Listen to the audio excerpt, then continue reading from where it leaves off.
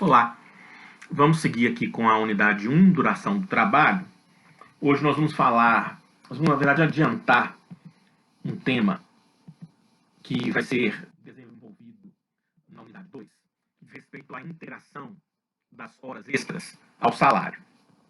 Aqui, especificamente, vale um alerta, porque com o sistema de compensação de horas, o banco de horas, poucos são os empregadores pós-reforma trabalhista que estão obrigados a pagar horas extras. Então, tudo que eu vou falar aqui foi muito importante na história do direito do trabalho, mas cada vez mais perde relevância pela inconstitucionalidade, pelo abuso, pelo absurdo da reforma trabalhista. O que nós vamos ver agora? Nós vamos ver efeitos patrimoniais remuneratórios, dinheiro no bolso, efeitos das horas extras na remuneração. Como é que isso expande o patrimônio jurídico remuneratório do trabalhador? Nada disso vale para o banco de horas, que é hoje a maioria, dada a facilidade. Não vale para o banco de horas por quê? Porque tudo que nós vamos ver diz respeito às horas extras pagas. Nós vamos estudar aqui agora súmulas do TST. Como eu disse lá no comecinho do período letivo, o direito do trabalho 2 é eminentemente prático. E em razão disso também, a quantidade de súmulas do TST e a relevância delas é muito mais destacada, essa variedade é muito mais destacada do que nós vimos no direito do trabalho 1, então é necessário que nós estudemos algumas coisas. Nós vamos rever isso lá na unidade 2, mas eu quero adiantar isso para que vocês compreendam a importância da hora extra paga. A primeira situação é da súmula 264. Abram aí o livro de súmulas que vocês encontram no site do TST. Já falei com vocês sobre isso outras vezes, então vocês já estão sabendo. Vamos ler a súmula 264.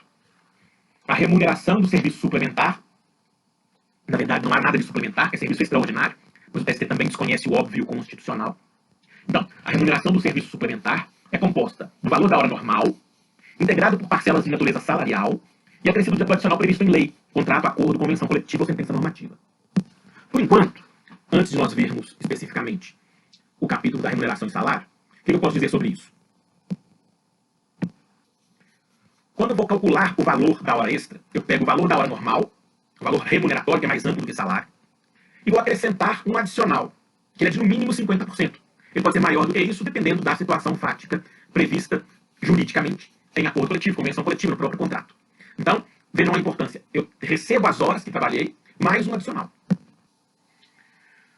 Mas os efeitos remuneratórios vantajosos não param por aqui, no óbvio que é pagar a hora mais adicional. Por isso o empregador adora exigir horas extras, mas odeia pagar por elas, preferindo compensar. Vejam, na súmula 45, que trata do 13º. Não reparem na terminologia do TST, porque é paupérrima. Dá até vergonha, mas vamos lá. A remuneração do serviço suplementar habitualmente prestado integra o cálculo da gratificação natalina prevista na Lei 4090 de 1962. Para início de conversa, não existe serviço suplementar, existe hora extra. Não deveria haver o extraordinário habitualmente prestado. Mas ok, vamos lá. Pelo menos o efeito material da súmula, ou seja, a aplicação da regra está correta. Está incorreta a terminologia, menos mal, porque pelo menos a aplicação da lei está correta. O que isso quer dizer? Quando eu vou calcular o 13º salário do trabalhador lá no final do ano, eu não vou considerar só salário. Eu vou fazer a média dos salários mais horas extras.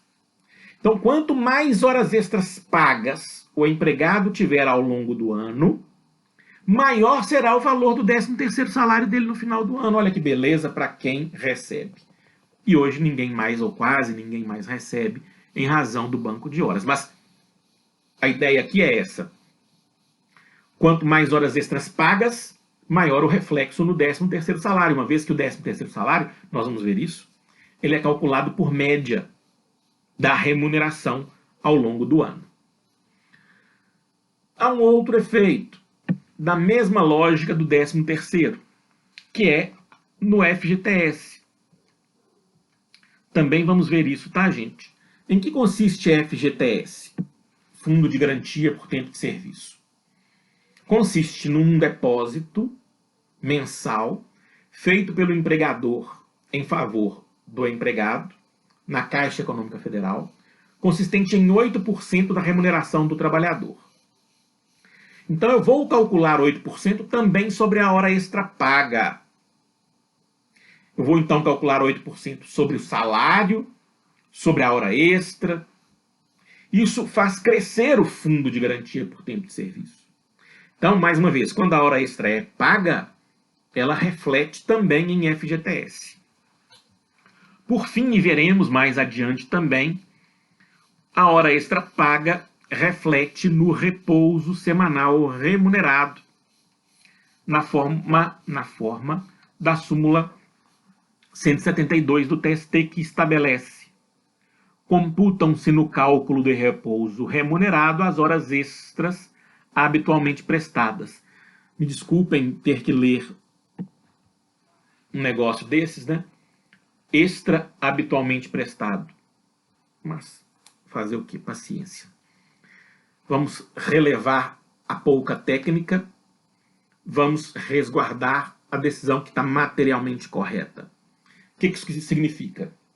Nós vamos ver ainda na unidade 1 que um dia na semana do trabalhador brasileiro tem que ser destinado ao descanso.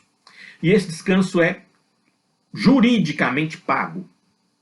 Então, se eu faço horas extras e recebo por elas, no caso das horas extras pagas, o valor delas também refletirá no repouso remunerado, na remuneração do repouso.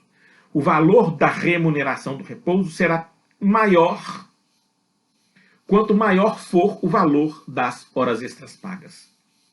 Então, eu selecionei esses efeitos salariais, ou, que eu prefiro, esses efeitos remuneratórios, porque eles decorrem da duração do trabalho, eles decorrem da sobrejornada, mas também porque nós temos que valorizar o disposto na Constituição, que estabelece que horas extraordinárias devem ser remuneradas e não compensadas, como diz a lei. Muito bem. Pesquisem isso aí lá na jurisprudência, então, e um abraço.